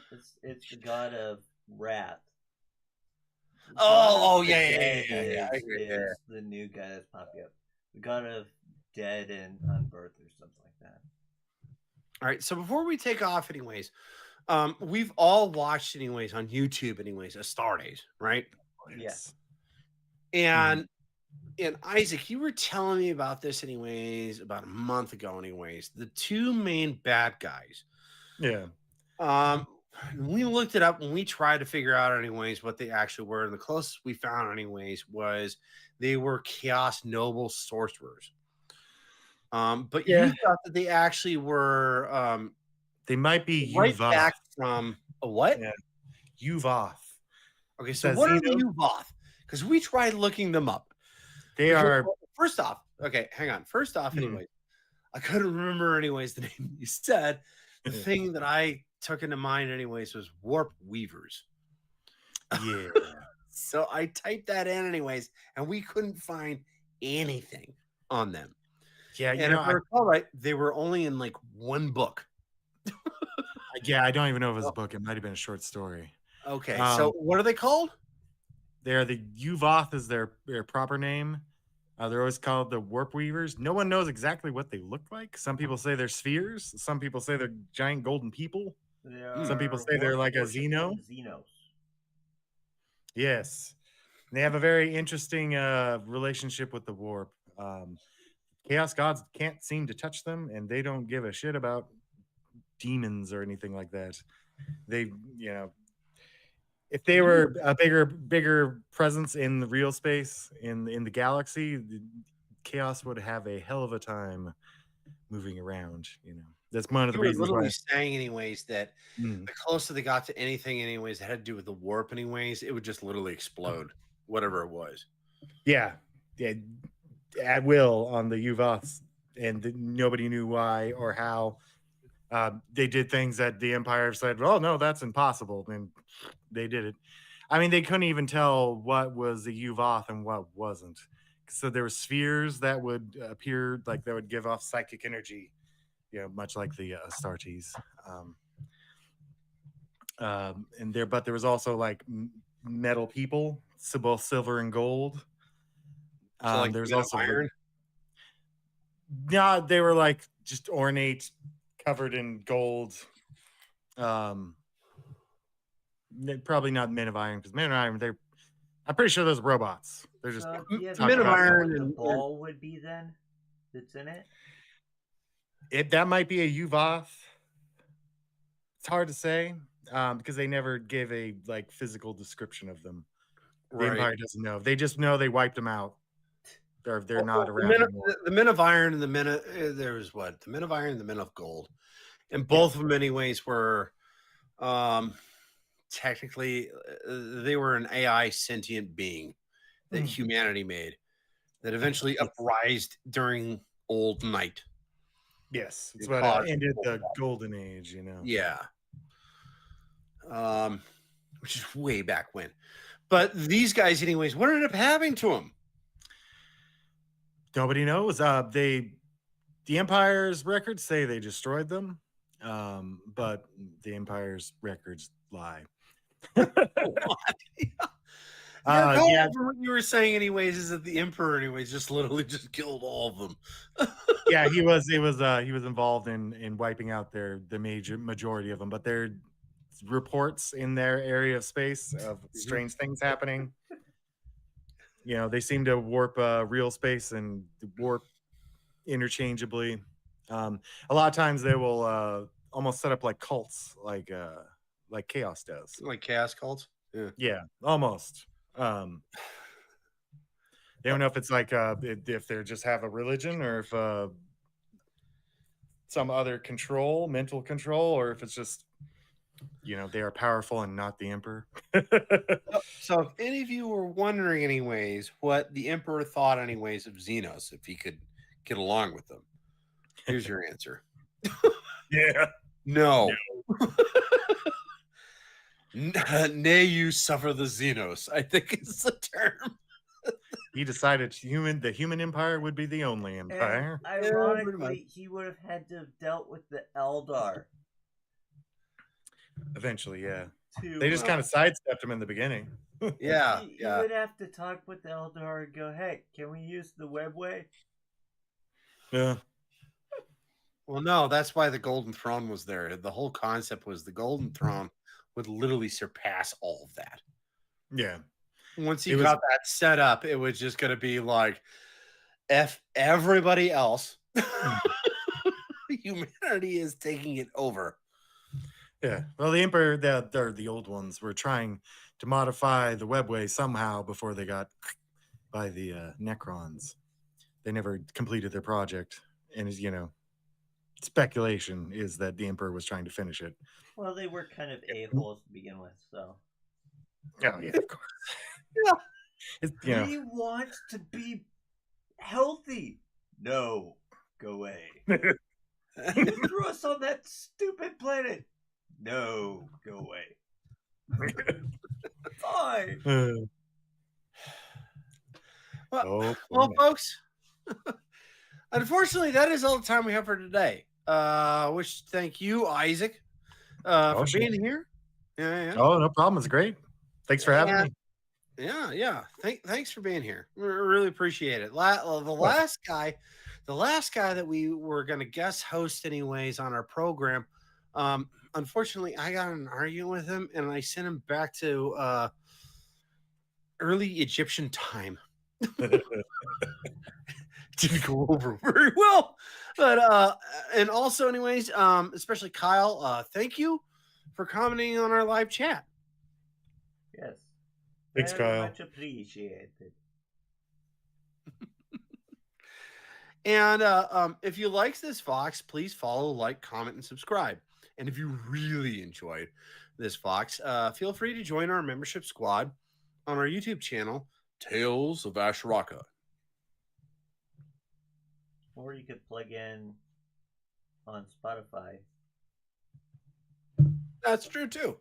We have a subscription thing anyways on Spotify, too. If you just want to help the channel out, it's pretty good. We would really love it. We would really love it. Woo.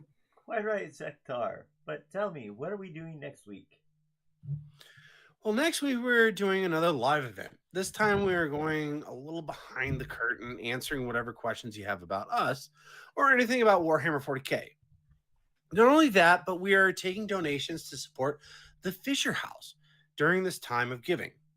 Now, I don't know if do you, Yuksen, or Isaac know anything about the Fisher House? No. Okay. So the Fisher House is a place anyways for veterans to stay while they're being taken care of anyways by the VA. Oh, okay. Oh, nice. It's actually pretty cool. It's they've got a couple of them anyways in Washington. They've got them mainly anyways across the West Coast. And they're all anyways, it's just it's almost like a hotel where they can stay anyways, and they can okay, it's a little bit more than a hotel though, because once they have gotten whatever operation they need anyways, they can go back to the Fisher House and they can be taken care of there. Okay. So it's actually pretty cool. That's extremely expensive if you don't live in the city, you know. Yeah, exactly.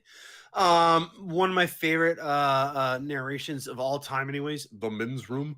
And Isaac, I mean, anyways, the men's room beer, right? Of course, yeah. Yeah. So every I'm drinking a few kegs of that, yeah. yeah, so every profit, anyways, they get off of that, anyways, they actually give to the Fisher House. Nice. They also have there's a place in Seattle, anyways, that does sausages. They do the same thing. I figured, anyways, we could get on board with this and really, anyways, show our appreciation for those, anyways, that served.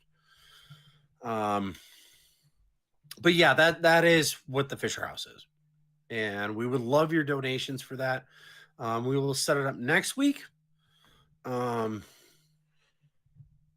don't know what day we're actually going to be doing that, but we'll definitely post it. Just have to subscribe. I'll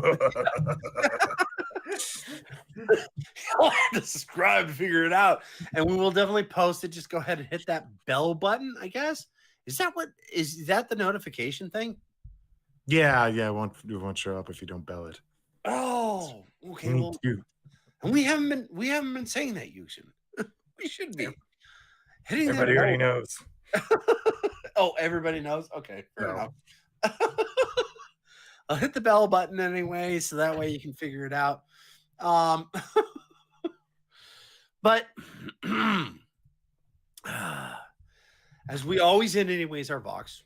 And as always, until next time, this is Zeckthar.